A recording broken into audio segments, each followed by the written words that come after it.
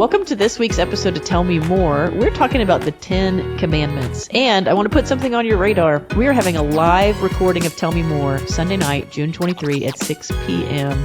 to celebrate our 100th episode. And so we want you to be there in the sanctuary. But first, we want you to enjoy this episode.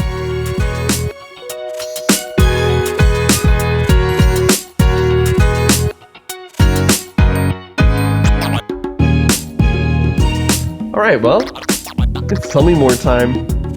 We're here. We're making a podcast. Luke's got a hat on. I am wearing a hat today. It was a hat day. Okay. Sometimes your hair...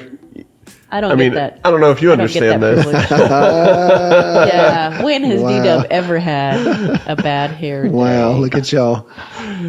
So, it is what it is. it happened. No, I can't. Okay. I cannot. Well, so I think the most burning, pressing question After yesterday's sermon? sermon Hit me is, with it. Dr. Wiles, are you on TikTok? That would be a big no. I don't even know how to get on TikTok, to be honest with you. So, no, I was doing some research on mom's rules for kids going back to school, actually. Just why, I don't know. But anyway, so I came across an article about this lady and how she had made a video. To be honest with you, I didn't know it was a TikTok video. The article just said she'd made a video about her rules. And so it was just in this article. So I just clicked on the video and it didn't take me to TikTok. I just played in the article. And I laughed out loud with a couple of things that she said, to be honest with you. And so I thought, okay, this is pretty cool. As did our people. Yeah. As you presented them. And then I watched her interview on, I'm pretty sure it was the Today Show. She was on there with her son, 13-year-old son. And he was a really cute kid. He responded back. He did. He's made his own video and responded to his mother about this is not how it's going to go, or this ain't that, kind of his response to her. But what was funny was, and I think I don't know if I mentioned it in both services, but he said something like, it's just filled with lies. And when they finally said, well, what lies are there? And he said, well, I didn't eat that many chicken nuggets. And that was the only thing he could come up with. But, so pretty much. Pretty funny. Pretty much. So no, I'm not on TikTok. I don't even know how to get on TikTok. In fact, I thought TikTok was against the law. It's not illegal yet. Oh, okay. Sorry. It could be. Okay. No. Congress is pushing it. Okay. Yeah. No, I really don't know what TikTok is. What is TikTok? It's a social media It's a site. social media video sharing platform. Okay. I've heard of it. A lot of trends start. I've heard of They it. do. I'd say that's what makes it. I read about it all the time, but I don't know how to do it. And that's okay. Okay. It is a bit. I'm mostly a singer, not a dancer. Y'all already know that, though. I mean, Okay. don't they dance on TikTok? There are TikTok dances. I'm not on I mean, TikTok. that's what I thought I read. None of us are. I watch it 2 weeks later when it gets on Instagram. Okay. That's kind of my millennial. I don't even do Instagram. My So. late millennial. Yeah. Sorry. You do Facebook though. I do. Yeah. And Twitter? Yeah. Are you on Twitter? No. Just I'm Facebook? on it, but not really. I never look at it. In case you didn't know, that actually we mapped out the generational social media trends because each platform has a different kind of priority use among generations. So. Boomers to Gen Xers are Facebook, the primary users of Facebook, and millennials are the primary users of Instagram, and Gen Z are the primary users of TikTok, and Gen Alpha primarily use YouTube. Okay. The YouTube thing has always been interesting to me. YouTube is changing. So That's fascinating to me. I mean, I do YouTube some, but I mean, I'm Facebook, but I don't know. But like when I do Instagram. When I do YouTube, it's like my dryer hinge isn't working. Let me YouTube this. I mean, it's very pragmatic, like around the house. Like, well, I'm on Instagram. I mean, I have an Instagram account, but I don't even know how to. Yeah. I wouldn't know how to put a picture on it. And I'm sorry about that, y'all. Coming later today. I'm on we'll give you a workshop. Twitter, Addison will help us. And I used to send out tweets back in the day, but it's been, I don't know, it's been a long time. Back when it was now it's tweets. X. Yeah, X. I don't ever do it. I don't know what they you're call better it. for And it. so I just don't mess with it. Most of those are a waste of time and take us away from what we need to be doing and are killing the brains of American youth. And there you have it. So hot takes. So follow us and like. No, I'm just kidding. No, it can be used for good. I preached on that actually. It can be used for good, but it can really be used for bad as well. Or just, I called it. neutral. It's I like to use waste. Facebook though to change people's political opinions. That's my primary. That'd be the best use. Yeah. Oh That'd be yeah. the best use. I like Just all sound the. bites. That's right. I like the mic drop moments from Facebook because I think it's very effective. And, Very effective. So, but actually, I like to put pictures of my grandchildren and that kind of stuff. I post pictures of the boys, and then literally some older ladies at our church will get on to me if they haven't seen pictures. So they'll say like, Katie, why haven't you posted more pictures of the boys? Exactly. We want to see those boys growing up. So if you ever see me do like a blast of a couple photos of the boys, it's usually because someone misses them and hasn't seen them. So if you too would like to see pictures of triplet boys, follow me at Katie Reed Hodges on all platforms. And you too can experience the joy. Okay, well, the sermon was not about TikTok. No, it wasn't. It was about. It probably deserves a sermon at some point. Maybe. Just life on social media, but what did you preach about? Sunday rules or rules? 10 the 10 commandments. The 10 words, the 10 commandments. The 10 words for 10 those commandments. that were listening. Okay, well. why the 10 words and not the 10 commandments? Well, just because that's what the text says. How did it become? Says the 10 words. Well, you can just because of the way they've been interpreted and used, you can translate that word, I guess, if you want to, commandments. And that is, I think the NIV actually does that in a couple of places. These commands I give you, but it basically says these are the words that I'm speaking to you. And obviously there are more than 10 of them, more than 10 words, but you're using that to represent each one of the instructions. And what's actually fascinating about it is the Hebrew people count them differently than we do. You know, so because they're not as when you read the text, delineated, like the text opens with, I am the Lord your God who brought you out of Egypt and out of the land of slavery. That's actually the first command, that's where the Hebrews would count it. They would count that as command number 1. We see that as kind of a prologue, intro. Because there's not really not really command to be followed in that. But to them, it's an expression of just who God is. And that's where word would make more sense. It's like a word from God. Right. So, but then, so you have to combine a couple of them at the end to come up with 10, because for some reason 10, we think because you have 10 fingers that the base of 10 was what was used in the ancient world, for counting. That seems to be, because you could argue, well, you think if it's the Jewish law, why weren't there 12 of them? Because that was a pretty holy number to the Jews. But for whatever reason, the base number of 10 is used here. And they'll be repeated again in Deuteronomy, 39 years later, roughly, or ish. Which Deuteronomy means second law. Yeah. So the second retelling. Yeah, it'll be told once more before they go into the promised land. Remind you of who you are, by Moses. But yeah, and the 10 commandments to me are, they're thrown around a lot. People talk about, it's funny. I think people talk about them more than they do give thought to how to live them out. We argue about them and people want them posted everywhere. Well, I was going to ask you about that. I mean, they seem to have been co-opted. Yes. By politicians in some ways. Unfortunately, they use them as talking points, and they want them on the walls in schools, courthouses, and I think that's why your quote was so valuable.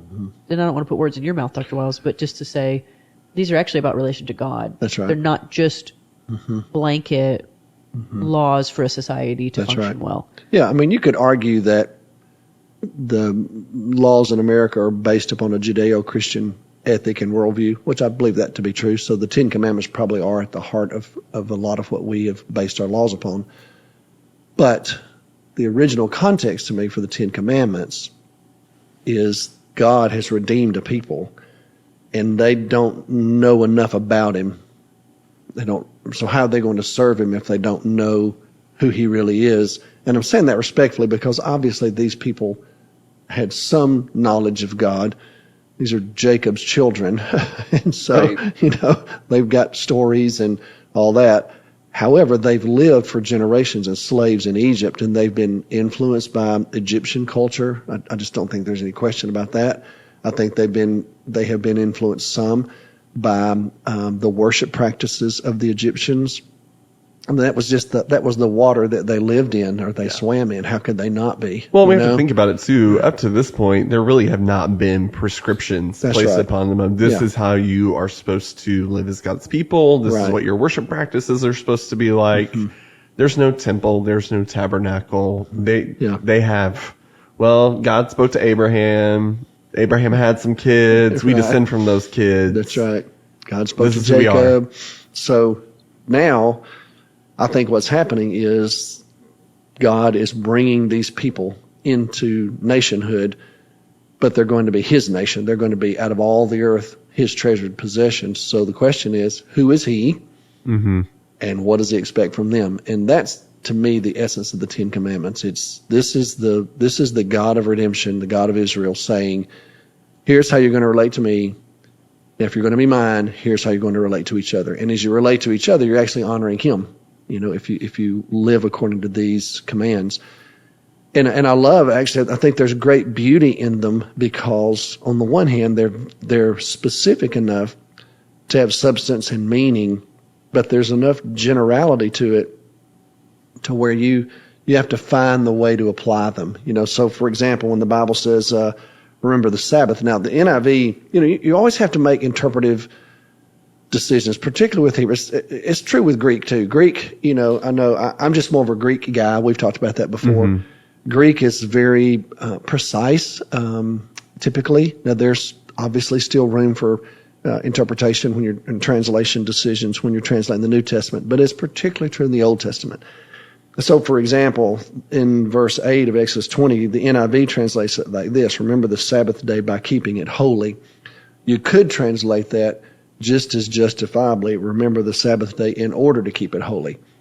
So you've got kind of a causative expression, or you've got this explanatory expression. Well, you can even throw a wrench in that even further in that. That's actually one of the few verbs in the Ten Commandments that's not an imperative. It's not a do this. Exactly. So, you could translate it as when you remember the Sabbath. That's one way to put it. Luke's got the Hebrew in front of him. So what does that mean? Just in case anybody's wondering. Remember the Sabbath in order to keep it holy, or remember the Sabbath, by keeping it holy. Okay. As you remember it. As you remember it. But then it goes on to say you can't work. All right. Well, think about that.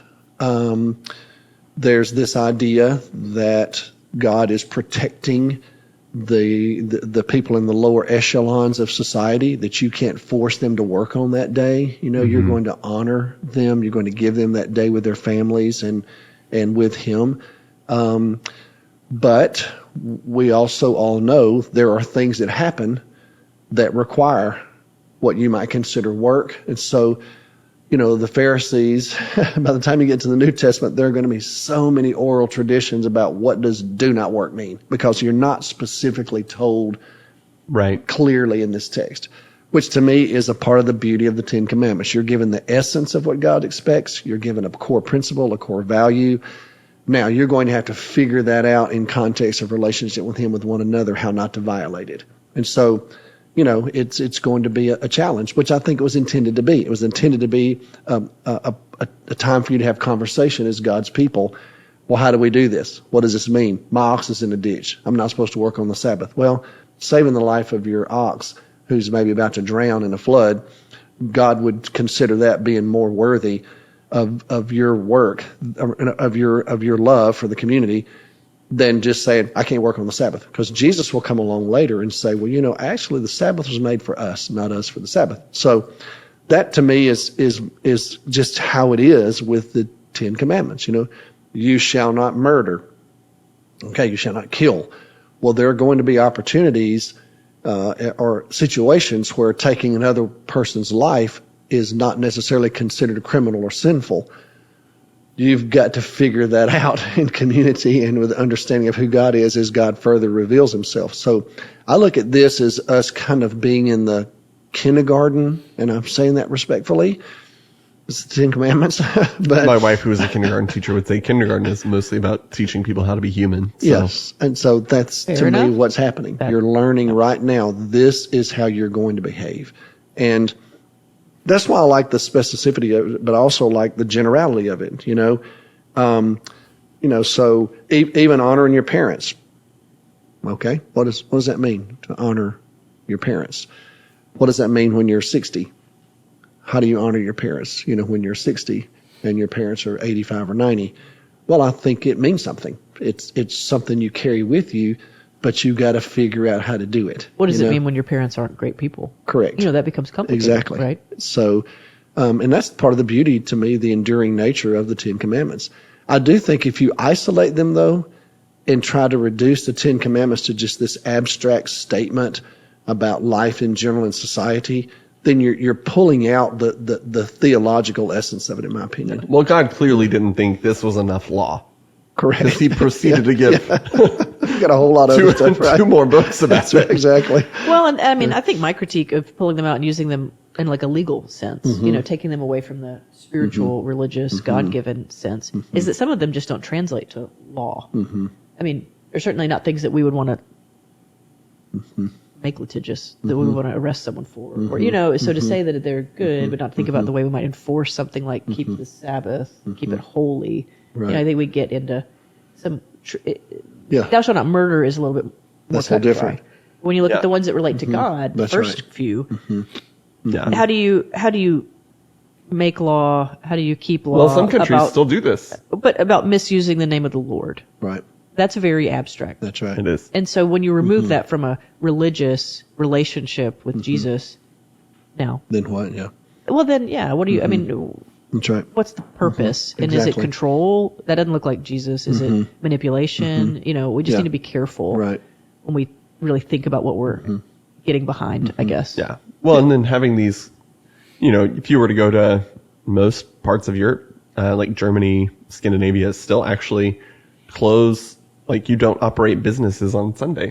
But they're entirely secular societies. So just Yeah, they're not having doing it these to honor God, in right? place as laws. They've gone too far beyond, keeping God as part of Correct. it. So And keeping these be as laws careful. does not guarantee you a spiritual society. That's right. If you think that putting these in place as a legal system will make your society spiritual, then I would just tell you to go to Denmark and read the try to go prophets. grocery shopping on a Sunday. Right.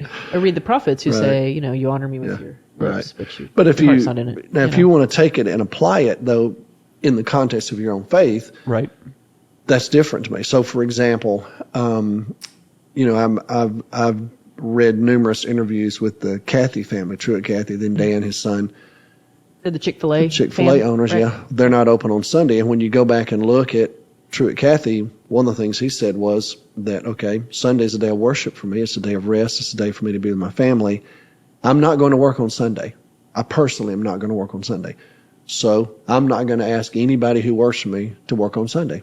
I'm just not going to do it. Now, they may not choose to use their Sunday the way I'm going to use my Sunday, but I'm going to give them the opportunity. And when they ask me why are we closed on Sunday, I'm going to say, because it's a matter of faith for me. This is what I do on Sunday. Well, when his son took over, people asked him, so, okay, Chick-fil-A's in the mall now. Chick-fil-A's the only Airports. store It's in that's in airports. malls everywhere. Everything else is open on Sunday, but then they're the only ones that have that stipulation. They can't be open on Sunday. I think like the San Antonio airport kicked them out or something. Yeah, There was, I mean, it's happened to it's them in other been, places, but it's been a scenario where it's Right. like, hey, if you're going to be Exactly. here, this is what we do. Right. So some people wondered, okay, now that, Truett Cathy's no longer in charge, alive, what about Dan? And I watched a couple of interviews with him, and he just said, look, I'm a Christian. It's our day of worship. And so we're not going to work. My family's not going to work on Sunday at our job because we just believe that's a core conviction for us. And so we're going to give all of our employees the opportunity to do whatever they want to do on that Sunday. So then one of the interviews I saw, someone asked him, well, then does everybody have to, if you're going to be an owner operator, is that what they call them? Or a franchise owner, franchise? that You know what I'm kind of talking about? An operator? I know. maybe? I don't know the word, but Whatever sure. the word is. Do you have to be a Christian, to do that? And he said, of course not. He said, now we have core values that you have to ascribe to in order to, get to that position. But no, he said, but you're never going to be open on Sunday. So whether you're a Christian or not, everybody that works there for you will have a day that will be their family day, or if they would like for it to be a day of worship. It's pretty fascinating. That to me is an appropriate way to apply the Ten Commandments. That this person is doing as a matter of faith for something they own, they feel responsible for. It's not nailing it on a wall somewhere and it's just kind of lost its context.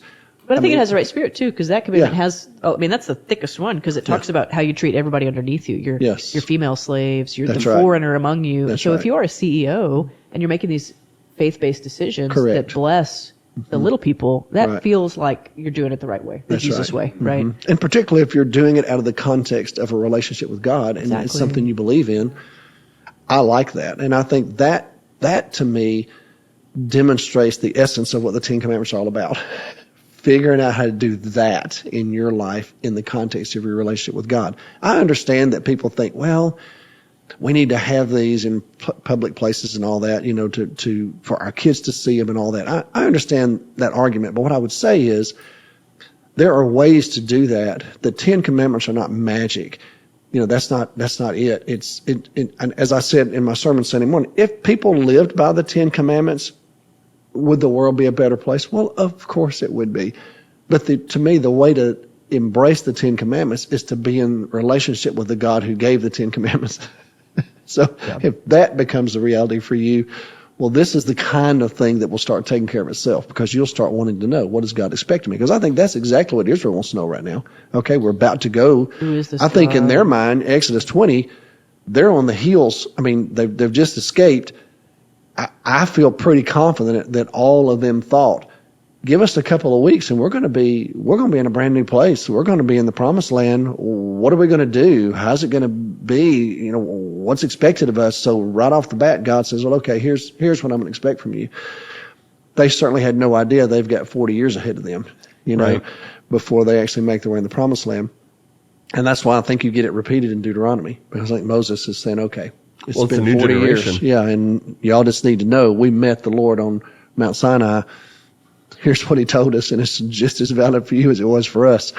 And so I think there's something powerful about that. But I think even for the church today, and I tried to say this Sunday morning, when people say, well, the Ten Commandments in the Old Testament, but the Ten Commandments reveal the very nature and essence of who God is and how we can love him, and then how we can love each other. Mm-hmm. The idea that he's the only God, and that you don't, I think verse 4 rather, when he says don't make any graven images and all that, I think it's a two-pronged application. I think the Lord was saying, don't fashion an idol and think I'm going to then embody it, and then you worship that idol and somehow you're worshiping me.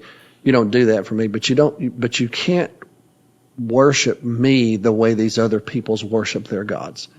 And that's going to be their temptation. Because even if Israel was tempted to make an idol, not of a pagan God, but of the one and only God. You know what I mean? In other words, if they thought, well, let's do what everybody else does. Let's make our own. Well, God, so you don't worship me the way they do.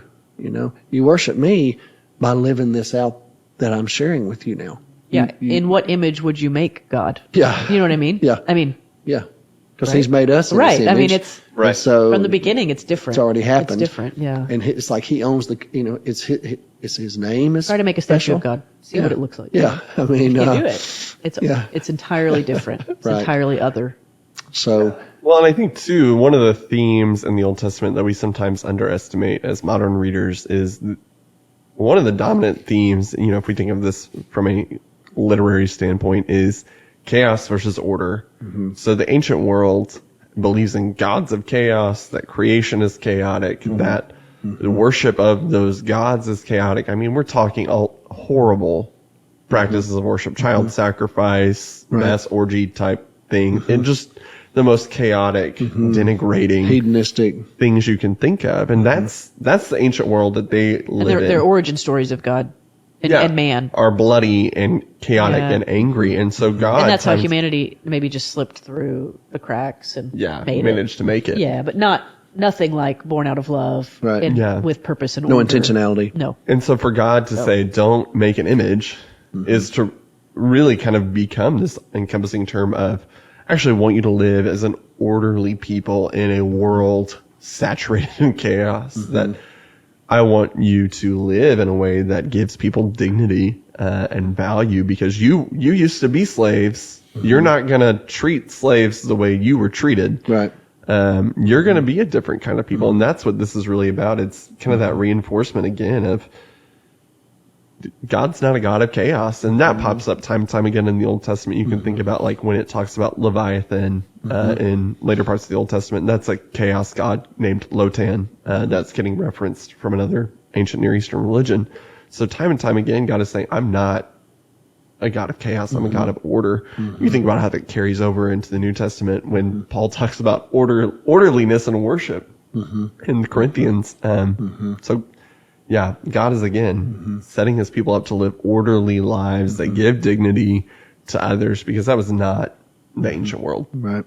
And I think, too, another part of the Ten Commandments that I love is that, first of all, the first 4 about God and our relationship with God, but the last 6 of them about our relationships with each other.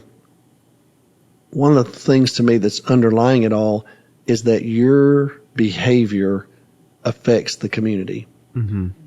And so you live with that in mind, that it's not just don't lie, it's don't bear false witness. So, as I said Sunday morning, you go through and read the law and look at what happens when you have 2 witnesses against you of a certain crime.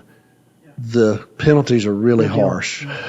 And so if someone will bear false witness in that context, you're not just telling a lie, you're doing something that demonstrably is going to have a negative and adverse effect on your fellow member of the family of God. And I think what God is saying is keep that in mind. When you engage in these behaviors, it doesn't just affect you, it affects the entire community. And so that's, you don't steal, you don't take something that belongs to someone else. And I love the fact that when you get to the last one, it's like it gets internalized, where it's, okay, these behaviors are rooted in certain internal predispositions.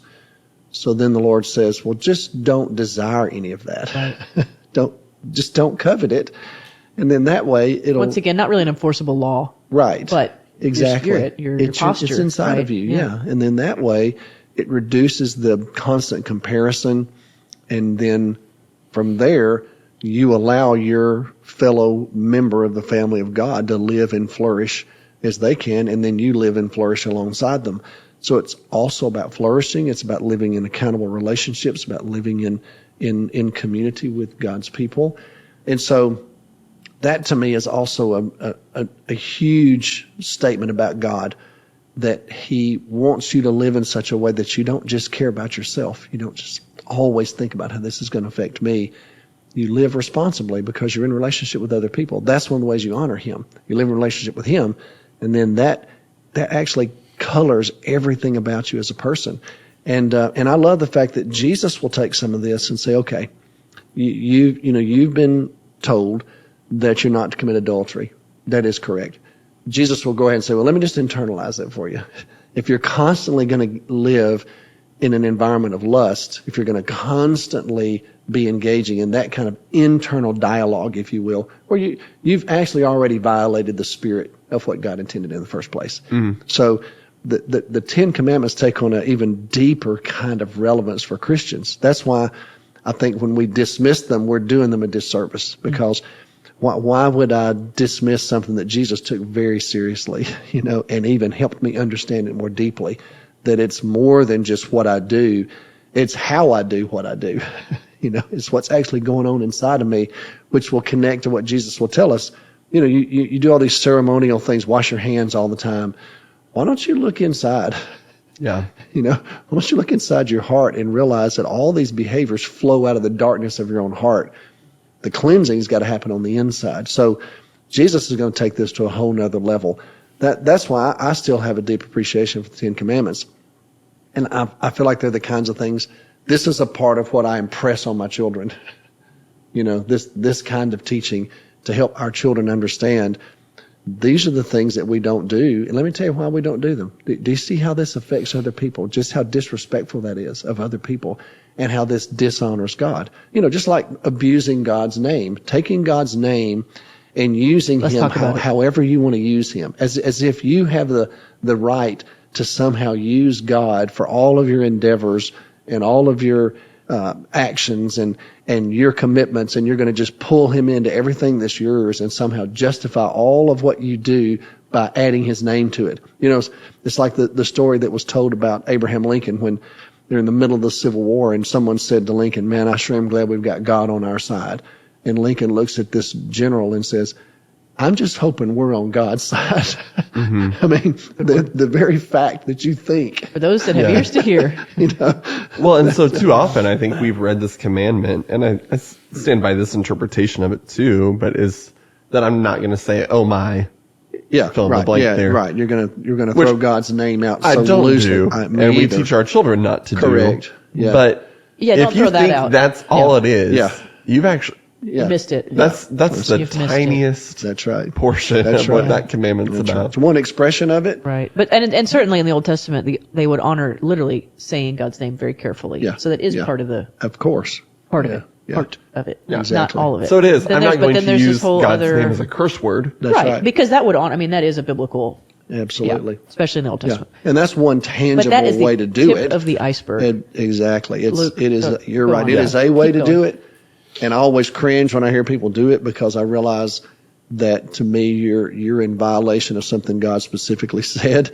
But there's so much more to it than just using His name like that. If you think that you're going to curse and somehow use God's name and it be okay, I'd say you're in dangerous territory there. But I would also say if you're going to somehow take Him and who He is and His character and His essence and co-opt Him for your cause, you're just abusing His name. His name is to be celebrated and praised, and His endeavors are holy and sacred. Yeah. They're not just ours to grab whenever we want them. Yeah. We can each think about ways in our own life that we're tempted to do that. Yes. Yeah. And so when As I look, well as larger scale, Yes. corporate, political, whatever it Yes. might be. when I look at the Hebrew, the word is to lift up. It's don't lift up God's name. Don't misuse it in that way. So it's not, I'm not going to lift up God's name for things that it doesn't belong to. Right. Bigger than I'm not going to cuss today. Yeah. Yeah. The cussing's bad enough. It is. I mean, yeah, I know. We're still not I think gonna do Luke's that. done a good It's job bad of saying enough. that's not. It's bad enough. We're not saying We don't that's do it. not We teach our children not to That's do it. right. But it is so much bigger. I'm not going to apply God's name to an earthly cause. in hopes of gaining power, God's favor. That's right. favor, people's favor. And manipulating others. Yes. It's a dangerous ground. Now that's to me the beauty of the Ten Commandments. It requires this kind of conversation. It requires, what does that mean then? And I would encourage our families and individuals. These are great conversations. What do you think it means to honor our parents? What does it really mean? Or what do you think it means to not commit adultery? What does that mean? Where do I draw the lines in my own marriage? How do I say, ooh, that right there?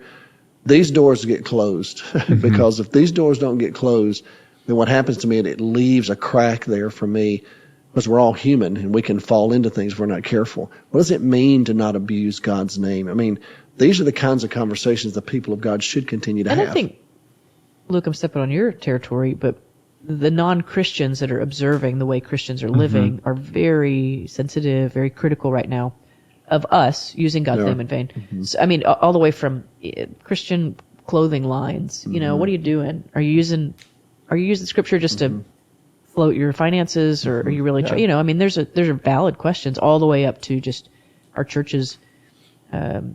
These mega preachers that are making millions of money have their private jets. Like, are you using God's name in vain? If you're a social media user, I mean, you can look at kind of the cultural conversation that happens around the Instagram page, Preachers and Sneakers. Have you heard about this? I've not heard of this. Oh, I'm out of the loop. there's some on this. homework for Yeah. it's There's basically a I guess I'm page too that old. But it is, and people are shows very critical. mega church pastors on how expensive their shoes are. Oh, there you go. Yeah. Okay. And I think these are Lord help us. These are valid critiques, Right. of people that might Yeah. be using. But if he becomes platform. if he becomes the God. God of your cause, Yep. that's when you have crossed the line. That if he's the God of your fill in the God blank, must surely be on my side. Yeah, it's just that makes me really nervous. I agree with Abraham Lincoln. I want to be on God's side, and so I try to approach that humbly, because you can co-opt him politically and act like that this is the only way to live out your faith is through this particular political persuasion. And I just, that kind of stuff just makes me really nervous, because you're bordering on violating one of the Ten Commandments. Now, we're all sinners, okay? We all are broken people, and we've all violated the Ten Commandments in some way. We just Absolutely. have. Absolutely. But in the journey of redemption, what God is redeeming us, He's recreating. And so there's a sense in which the Ten Commandments are expressions of recreation, of how God is reforming us to truly show who He is to this world. And so that to me, I like that view of it. If I can see it that way, I think it helps me better think through how to do it in my own life as a Christian than it just being something to memorize, a list of thou shalt nots. Yeah. So, Well, a few weeks ago, we talked about how, repentance, we can think of it as adjustment. So how are you in your life today going to adjust your life to be better in line with the spirit of the Ten Commandments? I don't know that anyone in our church is really tempted to go out and murder anyone today. Right, yeah. If you are, we're praying for you. Right, sure, right. But how are you going to adjust your life to fulfill the spirit of this? Because there's something deeper behind that commandment than don't kill anybody. That's right. You honor the sacredness of life. To me, I guess that's the heart of the Ten Commandments to me. It's just there's no such thing as sacred and secular. Life is just sacred to the Lord.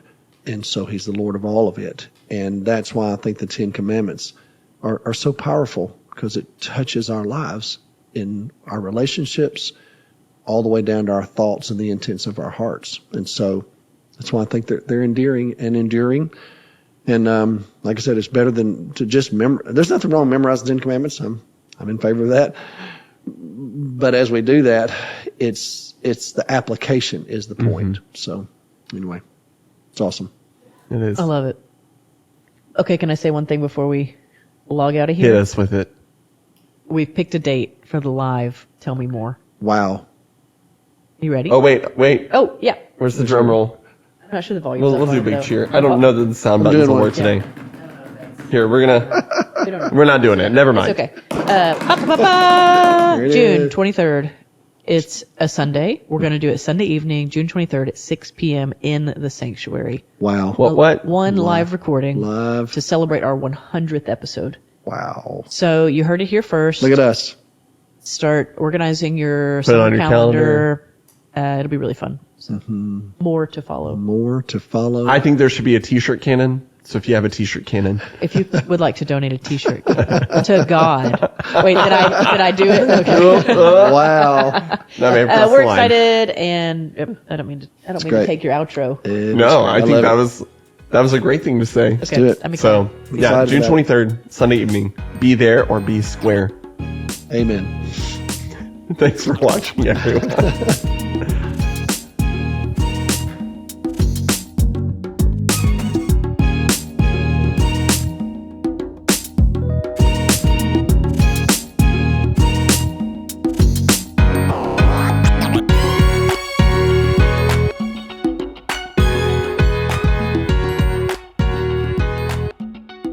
Thanks for listening to the Tell Me More podcast today. You can subscribe to this podcast on your app of choice, or you can visit us at fbca.org to find out more information about the podcast and our church.